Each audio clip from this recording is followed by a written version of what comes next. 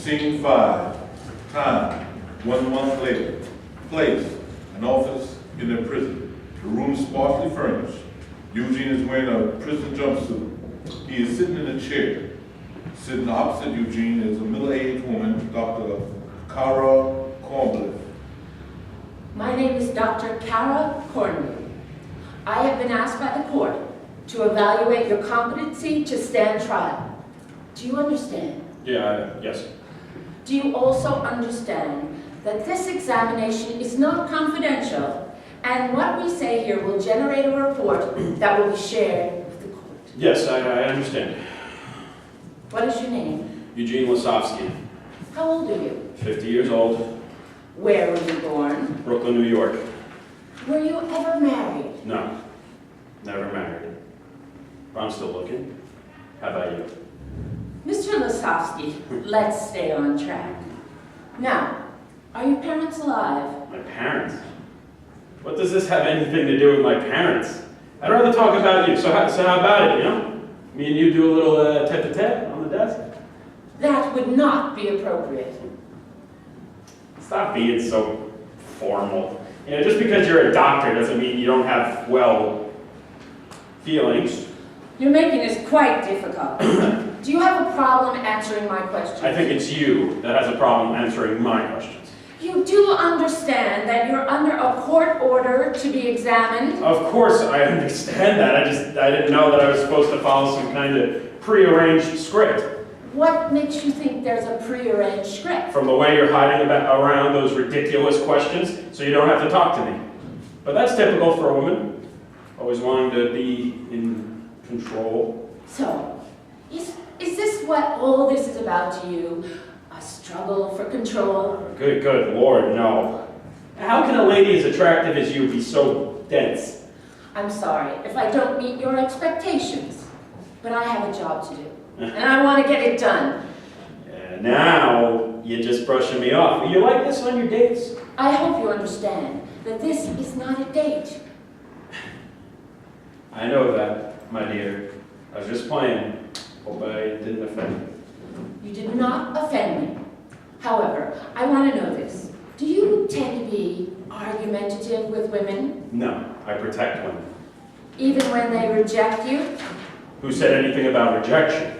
It's my understanding that you stabbed your friend who was getting married to a woman who had rejected you. Isn't that correct? No, incorrect. I drove away an evil spirit which had taken possession of a human body that just happened to be my friend. That's what happened. There was no rejection. To suggest otherwise is insulting and degrading, and I won't stand for it. Hey, is everything okay here? Everything is fine, officer. Okay, just checking. Who's he? Your boyfriend? No, he's a prison guard who works here. I saw the way he looked at you. He seemed to be quite interested in your welfare. He just wanted to make sure that everything was fine. That's his job. I understand that. I'm not a dunce. I just want to know why he chose to show up at that very moment. Why do you think? I don't know. All we were doing was talking. It's not like I grabbed you or something. Did you want to do that? Do what? Grab me? No. I was just talking. I don't treat women like that. What about men? How do you treat them? I'm not gay, if that's what you're driving at. What about with Victor? I didn't kill him because he was diddling me, okay? Victor was possessed by the evil spirit.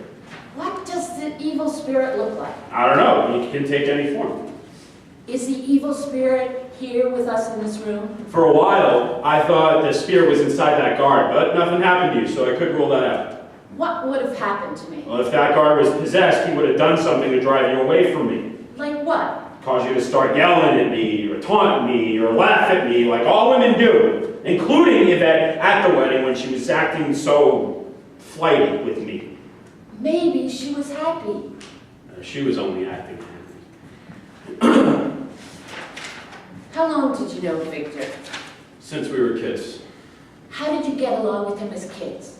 Fine. We were the best of friends, but then he went away to college, and after that, didn't interact very often. That's rough. It was. It was almost like losing the brother I never had. When did the evil spirit take possession of Victor? I can't say for certain. But I believe it was while he was away at college, because when he returned, he had changed. In what way? He came back with an attitude, you know, like he was stuck up. And that's because he was possessed? Yes, and there could be no other explanation. You sound certain about that. Well, that's because I am. And I can see it in his eyes. The eyes don't lie. And I could hear it in his laughter, which was completely demonic. That must have been frightening. No, not frightening, confusing. How so? Well, I wondered why the evil spirit would have chosen Victor. And then I realized why. The evil spirit was out to destroy me and obliterate all vestiges of my blood. You said you were an only child. Yes. And with me destroyed, my parents would never be able to rest in peace, and I could not bear the thought of that happening. So, when did your parents pass away? My father died in 1986, and my mother in 1992, both from natural causes. Do you have any aunts or uncles? I have no relatives, just me. All my relatives died in the Holocaust. My parents were sole survivors, so if I die, my bloodline will be gone. But why would the evil spirit want to end your bloodline? Because I am the reincarnation of the chief rabbi of Worms, who in 1283 purged the evil spirit from a beautiful Jewish woman whose body the spirit had defiled. Before he fled, however, he swore that as an act of revenge, he would destroy my bloodline if it took all eternity. And with my parents gone and no relatives left, he finally had his chance. That's some history. Would you mind if I ask you a few more mundane questions? Go ahead. I knew we'd get back to that. What is your work history? I was employed by the city for 24 years, first as a caseworker for the Department of Social Welfare, and then for the past 10 years as a social worker for the Department of City Hospitals. Do you understand what you've been charged with? Yes, I do. Could you tell me the charges? Of course. First-degree murder.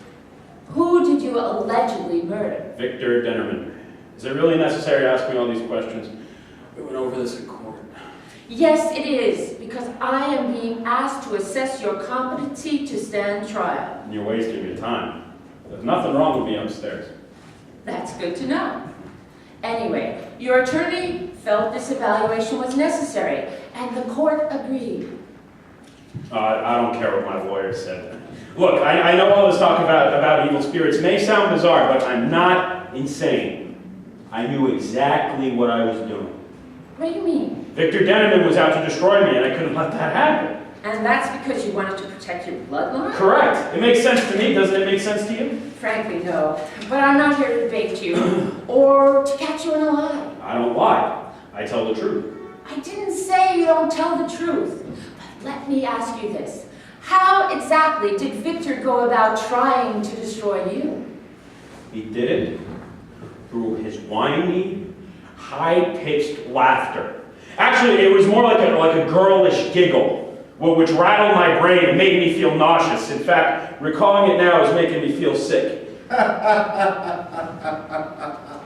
So, because of his laughter, which made you nauseous, you felt you had to kill him.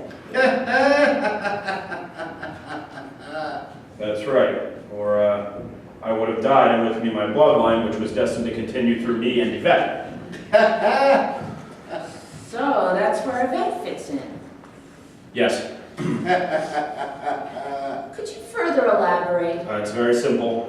Victor had a diabolical laugh, which was meant to kill me, which he wanted to do before I could plant my seed inside Yvette. Plant your seed? Could you please explain this further? Gladly. The sound of his laughter and the way he used it to mock me was like the sound of a hammer banging inside my brain, which in turn knotted my guts, made me sexually flaccid and unable to perform. And then being all stopped up, my seed was rotting inside of me and going to waste. Yet I keep producing more and more seed. Perhaps you could pull it out of me. Mr. Lasovsky, that's really inappropriate. You're a doctor, aren't you? I gotta get rid of my seed. I want you to calm down. Okay, I'll try it. You know, I try pulling it out myself, but it doesn't help. I just make a mess, and then I look down and see a sticky, gooey puddle on the ground. What a waste of seed. That's what Victor wanted. If the evil spirit was so intent on destroying you, couldn't he have killed you the same way you killed Victor? No. Since the evil spirit knew I was already onto him, he lost the element of surprise. The only thing left was to desex me, and then get me to commit suicide. So to recap, Victor wanted to destroy you because... For revenge. For what happened in 1283, and also to punish me for opposing him and his nefarious plans to produce a race of demons, half human, half spirit, to destroy the human race and take over the planet. So he used his laughter like a knife to try to drive me to death. Do you feel any remorse for having killed Victor? No. Not in the least. Though I do feel badly for the commotion it caused. Did you ever have suicidal thoughts? Yes, I did. Why do you ask? It's a standard question that I ask all patients. Oh, am I one of your standard patients? I use the term standard patient in the generic sense, and not to imply any doctor-patient relationship. Look, I have absolutely no objection to a hot-looking lady like you being my shrink. I just don't want to be billed for this examination. Don't worry about that. Okay, if you say so, but I hope you understand my cause for concern, because right now I have no access to funds, and I believe that a man should always pay for the lady. You realize how lovely you look to me? I understand your concern. Now, could you tell me more about these suicidal thoughts? I wanted to talk more about us, but okay, I'll answer your question.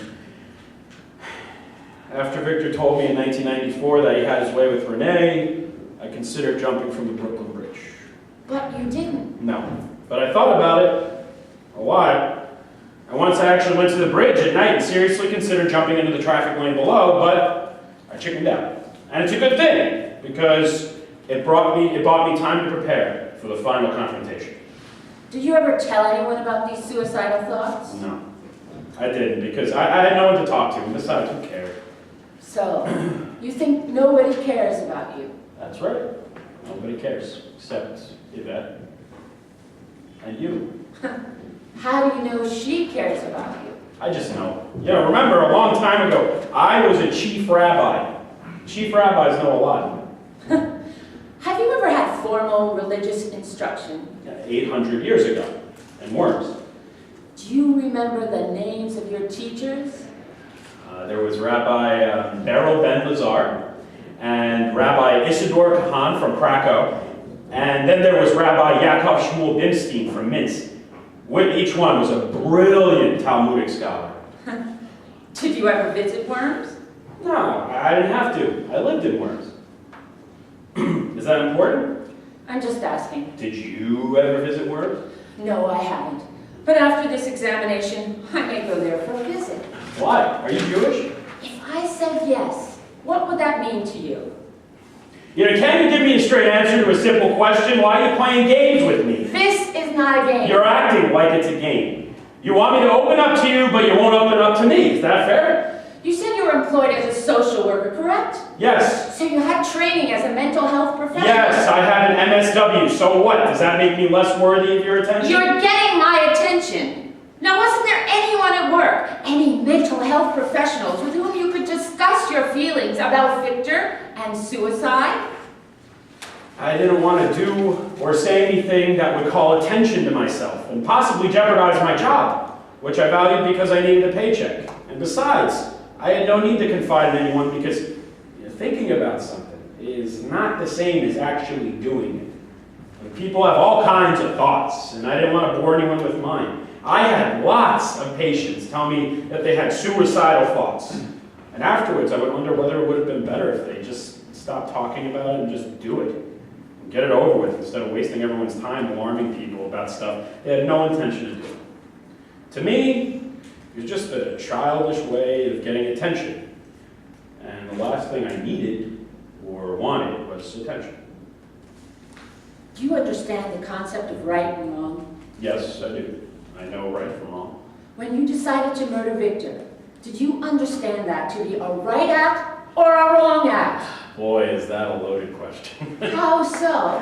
Because no matter how I answer that question, it won't be the right answer, and I'll be incriminating myself. I'm not trying to trick you. You told me that you understand the concept of right and wrong. So all I'm asking is if you understood murdering Victor to be a right act or a wrong act. You know, it's a good thing that you're a woman and that I like you, because if you were a man, I would have either punched you in the face or left this room. Why? Why the hostility? If I say stabbing Victor was wrong, then I'm giving the devil his due and might as well kiss Yvette goodbye. And if I say I was right, then I come off as some kind of unfeeling monster, and then the judge can throw the book at me, thanks to you. Thank you for sharing that with me. Now, once again, was your decision to murder Victor Dennerman a right act or a wrong act? What the hell? It was a right act. Murdering Victor was a right act? Of course. You sound surprised. I thought you would understand. Then enlighten me. I acted in self-defense. Because he was out to destroy you? Yes, I already told you. Victor was out to destroy me. And there was no way I was going to let him do that to me. He had to be stopped. And he was going to destroy you with laughter. That's right, with laughter. So you took matters in your own hands. Right again, I told you he had to be stopped. Maybe he was laughing because he was happy and wanted to share his happiness with you. Victor? No way. He was much too selfish to share anything with me. He was cleverly using his laughter to taunt me and drive me to distraction. And that angered you. And scared me too after I came to realize Victor's real purpose in wanting to destroy me. Which was? Maybe you weren't listening.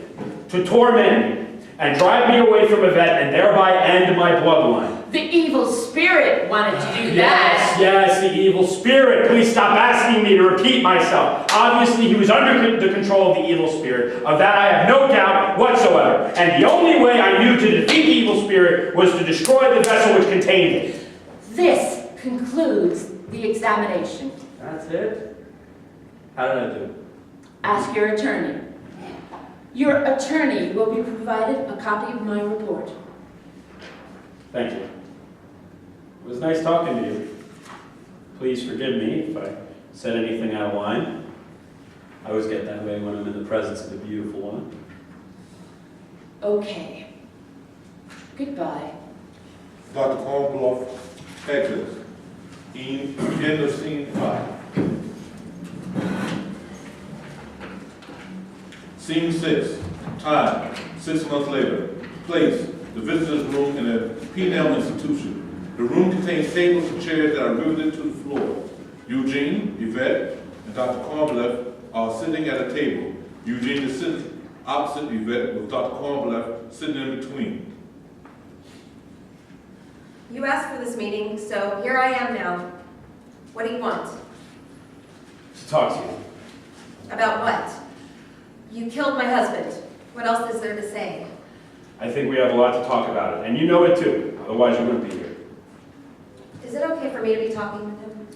It's okay, if you're comfortable with it. Thank you, Doctor. And thank you, Yvette, for agreeing to meet with me. I know that you are angry and upset with me, but I'm asking you that you please give me a chance to explain what I did. Because what I did for your own good. What? For my own good? That's outrageous. You murdered my husband. Are you okay? No. I'm not okay. I didn't come here to listen to this garbage. Why don't you take a moment to calm down? Okay.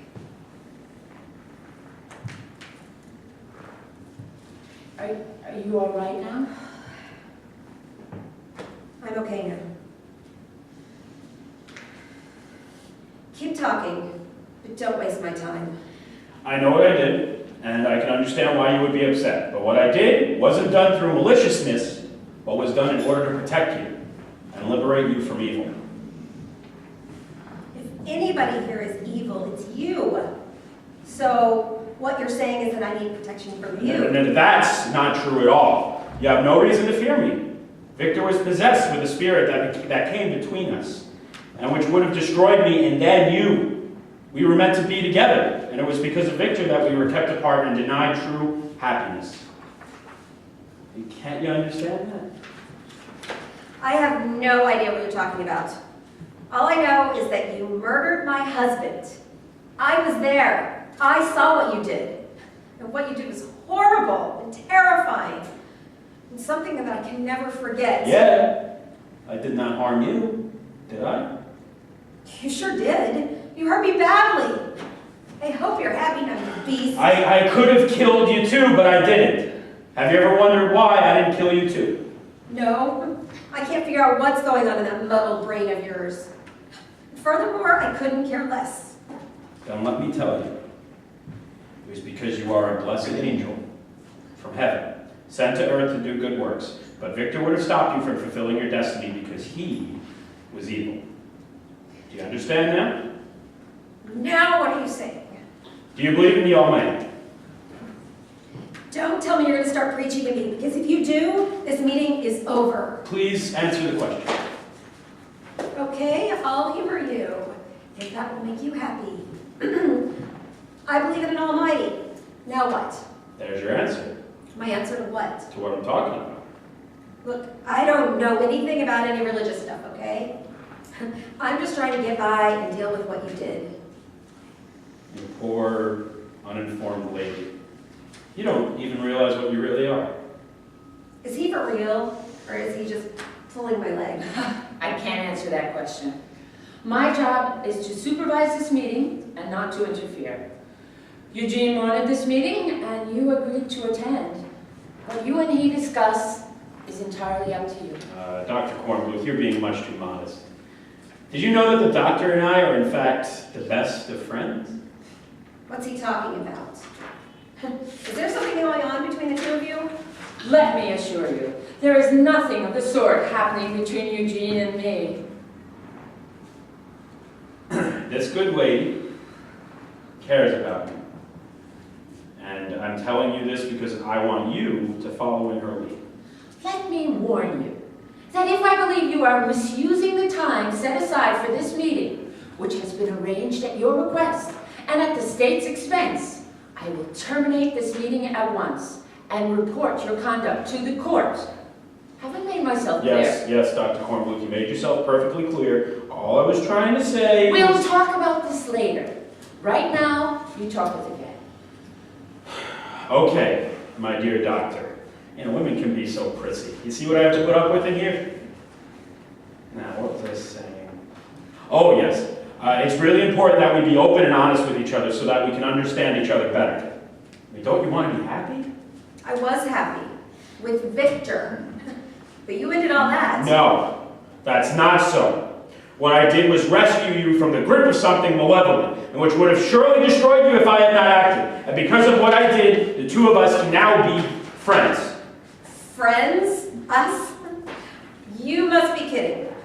I hated you so much after what you did, and wanted to hurt you so badly. But you very, very badly. You didn't, right?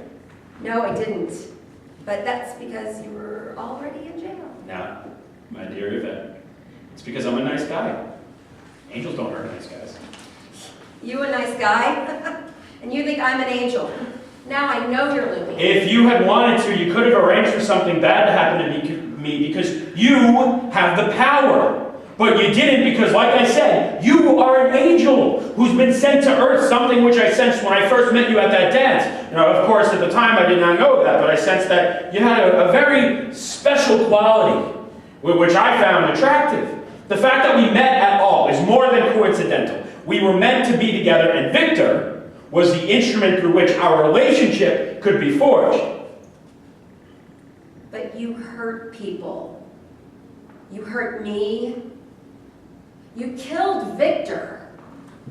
You almost destroyed my life. And you definitely are not a nice guy. Believe what you want, my sweet. But Victor had to be eliminated for a higher purpose, to bring us together. In this place, where we are now. And now, we can be one. What are you saying? I'm saying that I love you. And showed you my love by killing in order to protect you. If you do love me, you choose an extreme way to show it. My dear, you're wrong. All I did was do what had to be done. It was meant to be. We can't stop fate. Don't be so smart. Excuse me? You heard me. I don't deserve that. I'm your knight in shining armor. No, you're my sicko who made my life hell. Can that kind of talk? It's unbecoming an angel. There's violence everywhere in the world, and I'm the sicko? No, you're wrong. There is an evil spirit. There's evil in the world. And you are an angel sent to earth to help me cleanse the world and make it pure. Don't you understand that? Whatever you say. Are we finished? Yvette, we have a glorious future ahead of us. How can you say that after what you did? How can I ever forget it or forgive you? You shouldn't forget, nor forgive, because it makes you a stronger person. You want to haul off on me? Go ahead. Take your best shot. I don't want to kill you. I just want to try to understand you better and just make sense of why my life is now a complete wreck. You feel confused now, but that will pass. Remember this. Victor deserved what he got, and if it wasn't for me, we'd both be dead. He was evil and would have driven you to the deepest depths of hell. But by confronting him head on, I allowed the both of us to live and be together and thereby create paradise here on earth. But Victor was such a wonderful, outgoing, happy person. Yes, but that was a facade meant to deceive you as he plotted his next course of action, to suck the life marrow out of your very bones. But now, he's gone. And now, we're together. Can't we be friends?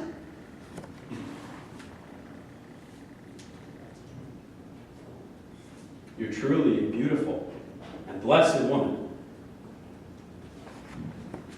Why are you looking at me that way?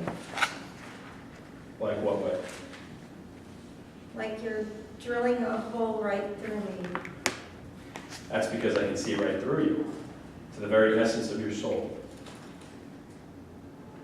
I feel that you're exerting some kind of power over me. It's the power of divine love. A love so strong, no evil can break it. I'm glad you're feeling it. I don't know what I'm feeling.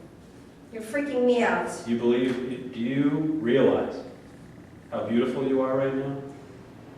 Your beauty is as radiant as the colors of the rainbow after a summer rainstorm. That a monster like you can say something so beautiful is amazing. It's your inner beauty emerging, and it's a sure sign that we are destined for happiness together. Do you understand that? I know you're a beast who deserves to die, yet I feel so confused. I don't know what to think anymore. Then don't think. Just feel. Feel the bond of love forming between us. Don't fight it. Let it happen. But I should hate you. Then hate me. Loathe me. Despise me. Even spit on me, because hate is good. And the more you hate me, the more you will love me. Because hate fires the passion inside of us. Then you must hate me too. With all my heart, I do. But I welcome hate as a friend. And you should too, like I do. You're confusing me. My dear, it's quite simple. It's hate that fuels love. For without hate, there can be no love. And so let us wallow in our mutual hatred, because in that muck, we will find true happiness. Wait a second. You killed Victor, and now you hate me? Oh, it should be me hating you. Period. Let me out of here. No, don't leave. Hello, my friend. We meet again. I thought you were dead. Who are you talking to? Don't you see him? See who? Victor, he's here. Have you been taking your meds? You thought you could kill me and have a vet all for yourself. How pathetic. All you did was free me from my worthless body. You know what I am? Yes, I do, and now you've infected Yvette. That's right. She's mine, not yours, and always has been, and always will be. You know, you're such a sap with all your stupid lies trying to get over on her. I couldn't stop laughing. No. Yell all you want, pal. The joke's on you. Once again, you're the fool. He's made you into his whore. To free you, I have to kill you too. What are you talking about? This meeting is over. Guards! Take him away. Oh, stop laughing at me. again. We'll be talking some more. After all, what are friends for? The end.